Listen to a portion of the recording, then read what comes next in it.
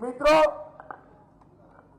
ये सभा का मूड देखकर मुझे लगता है कि 2 तारीख को दीदी की विदाई निश्चित है ना भाई? माता बहने बोले है ना? अरे माताओं को तो जोर से बोलना है ना? मगर मैं एक बात बताऊं, दीदी बहुत बड़ी नेत्री है भाई। 10 साल मुख्यमंत्री रही है। कोई छोटी बात है क्या?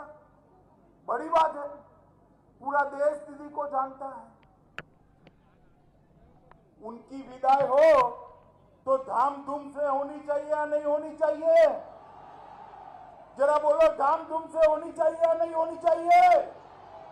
अब बड़ी नेत्री जाती है तो बड़े मार्जिन से विदाई देनी पड़ती है। तो बंगाल में भाजपा की सरकार बना से कर सिर्फ नहीं चलेगा, 200 से ज्यादा सीटों के साथ भारतीय जनता पार्टी की सरकार बननी चाहिए। और ये उत्तर बंगाल में बहुत अन्याय किया है दीदी ने।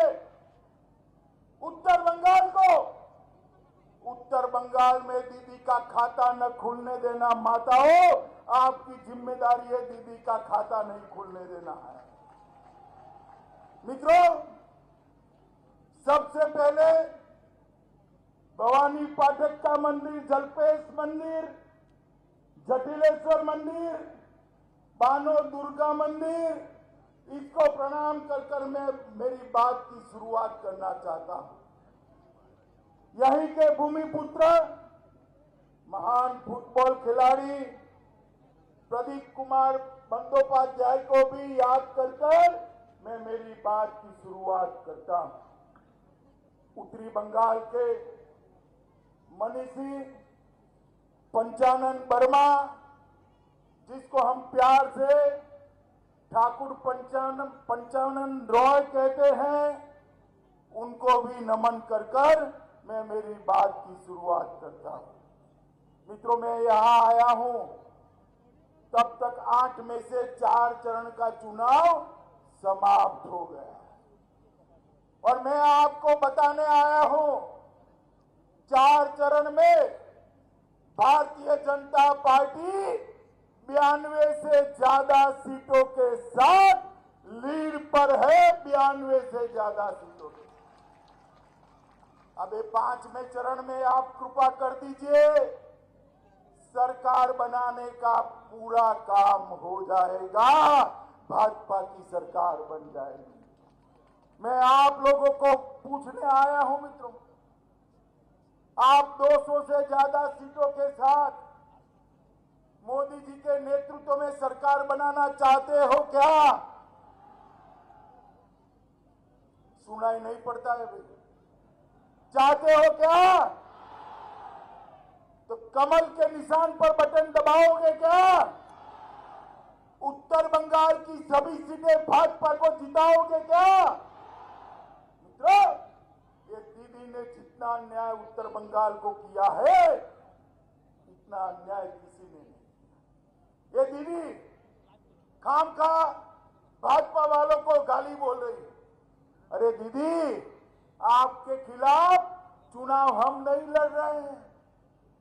आपकी गलतफहमी है कि भाजपा आपके खिलाफ चुनाव लड़ रही है।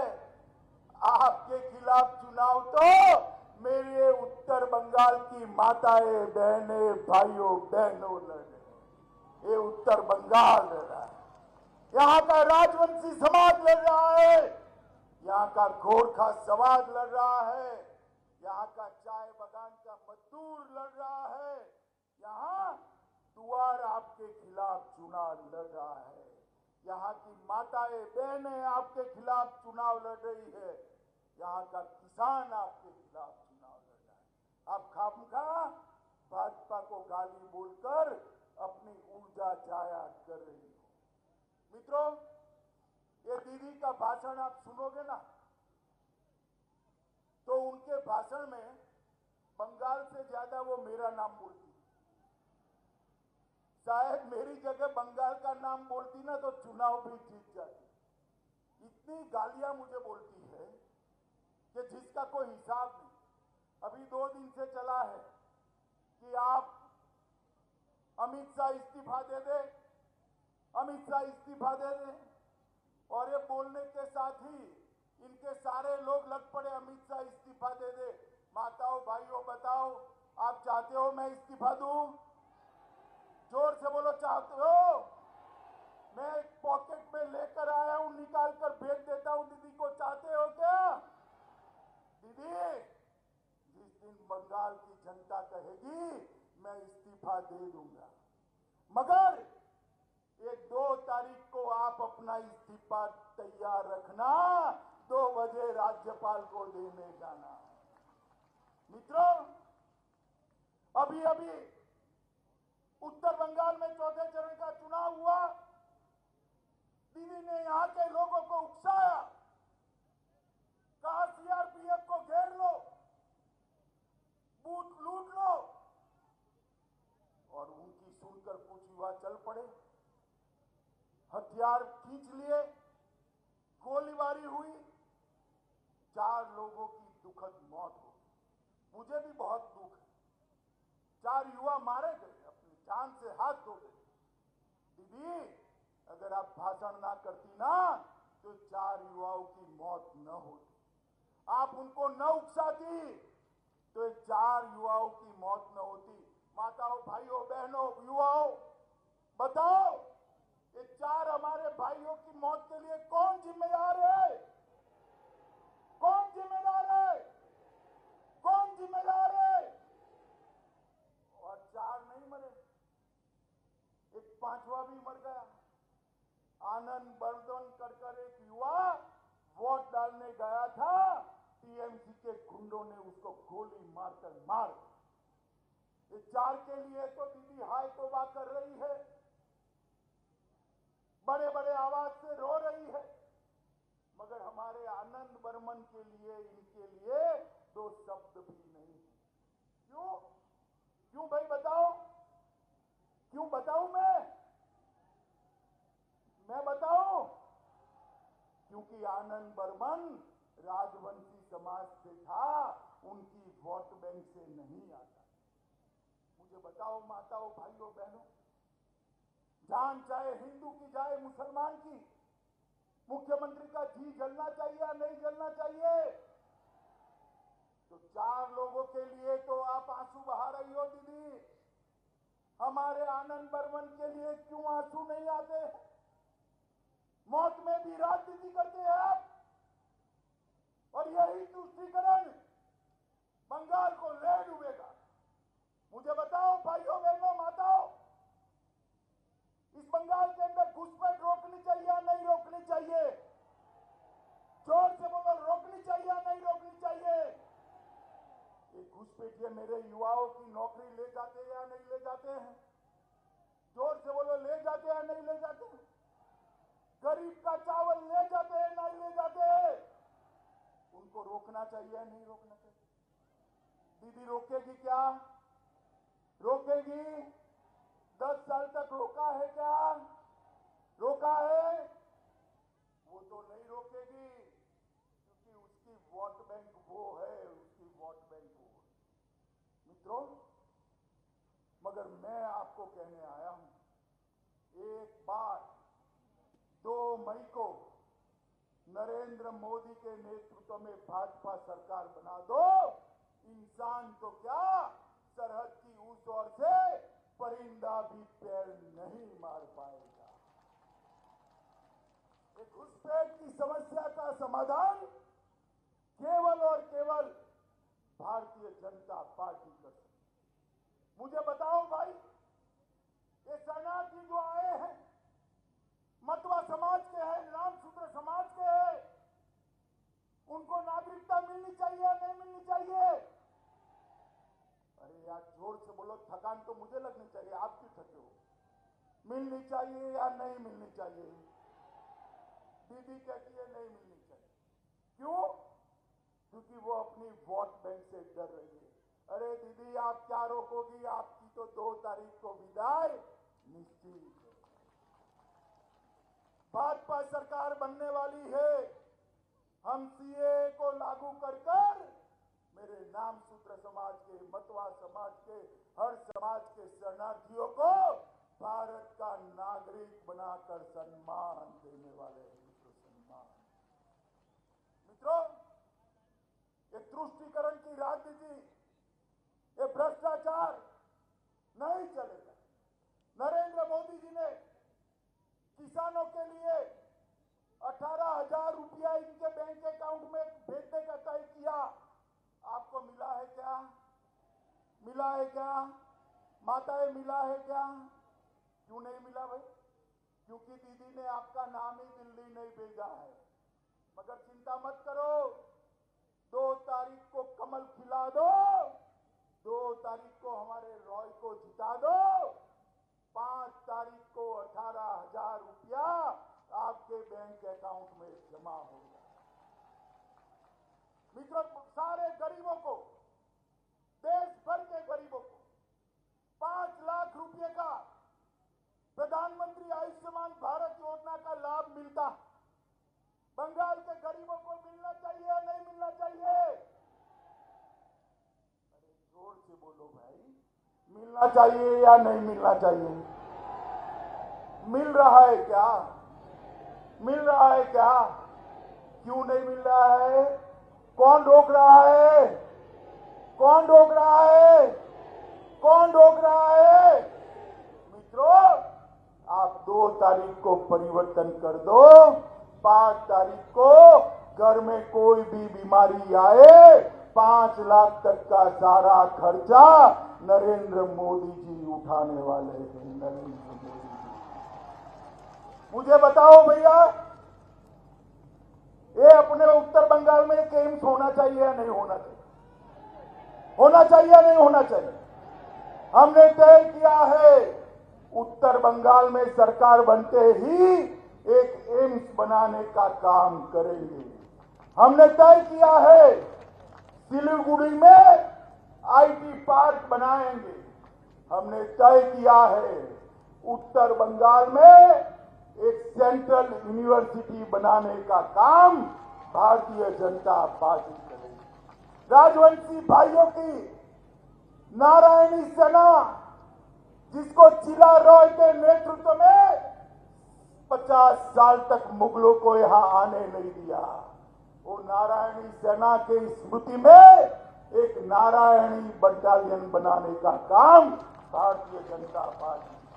पंचानन ठाकुर की स्मृति में 250 करोड़ का फंड बनाकर एक विशाल मूर्ति और संग्रहालय पंचानन ठाकुर का लगाने का हम काम करेंगे। बहादुर चिला रॉय के स्मृति में एक पैरा मिलिट्री ट्रेनिंग सेंटर बनाने का काम करेंगे। और ये बागडोगरा का हवाई अड्डा है ना, सिंगापुर जाना है तो कलकत्ते नहीं जाना पड़ेगा, अमेरिका जाना है तो कलकत्ते नहीं जाना पड़ेगा, बांग्लादेश जाना है तो कलकत्ते नहीं जाना पड़ेगा। बागडोगरा को इंटरनेशनल एयरपोर्ट बनाएंगे, वहीं से जाए। ये अपना सिलीगुड़ी है ना, वहां मेट्रो ट्रेन भी मोदी जी बनाने वाले हैं। और सिलीगुड़ी से कलकत्ता तक 700 किलोमीटर का सुभाष चंद्र बोस रोड बनाकर 3 घंटे में कलकत्ता पहुंचने की व्यवस्था ये भारतीय जनता पार्टी की सरकार है। मित्रों, हमने तय किया है कि टी गार्डन के सभी मजदूरों की मजदूरी 350 रुपया प्रतिदिन करने का काम ये भारतीय जनता पार्टी है। उत्तरी क्षेत्र में एक मेगा फूड पार्क बनाएंगे।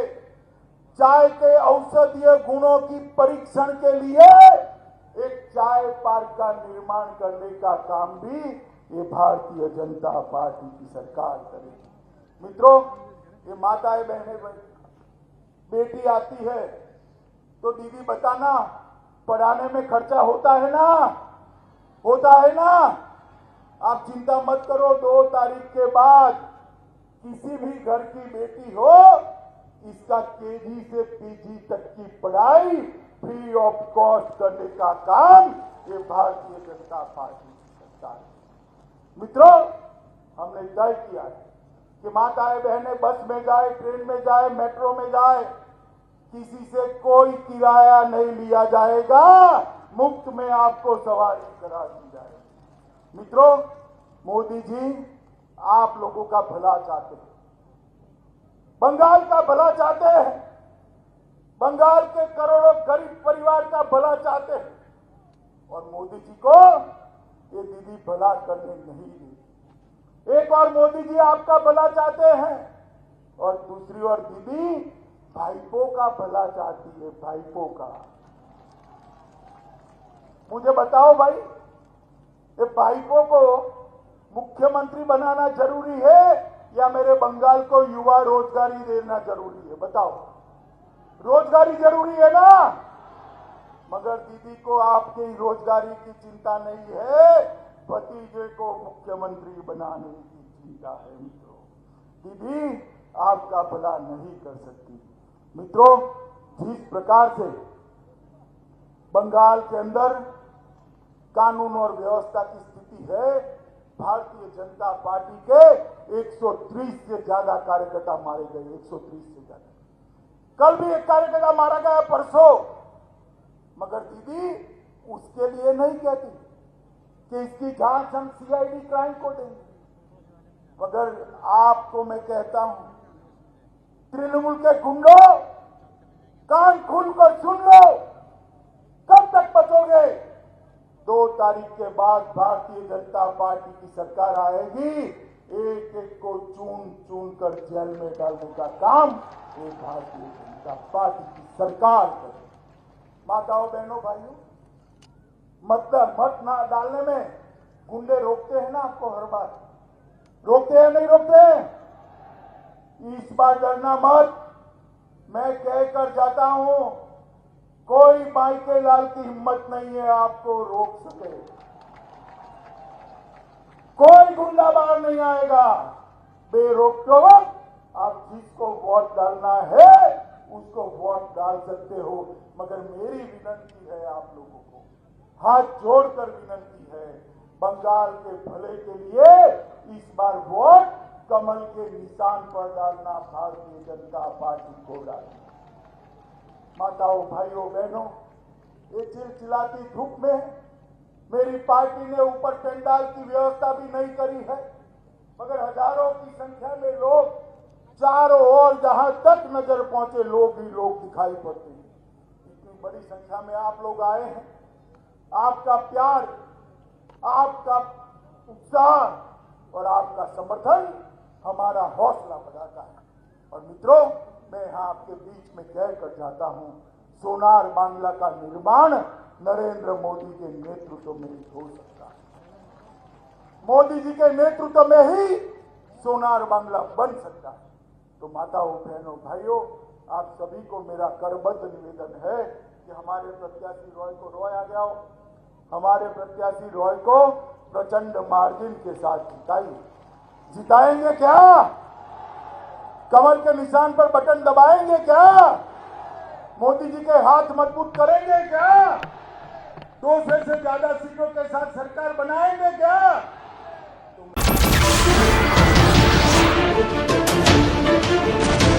नमस्कार, मैं हूं मानक गुप्ता। अगर आपको हमारा ये वीडियो पसंद आया हो तो इसे लाइक और शेयर जरूर करें, और हां, हमें सब्सक्राइब और फॉलो करना ना भूलें ताकि आप देश और दुनिया की कोई खबर मिस ना करें। तो जुड़े रहिए हमारे साथ और देखते रहिए न्यूज़ 24।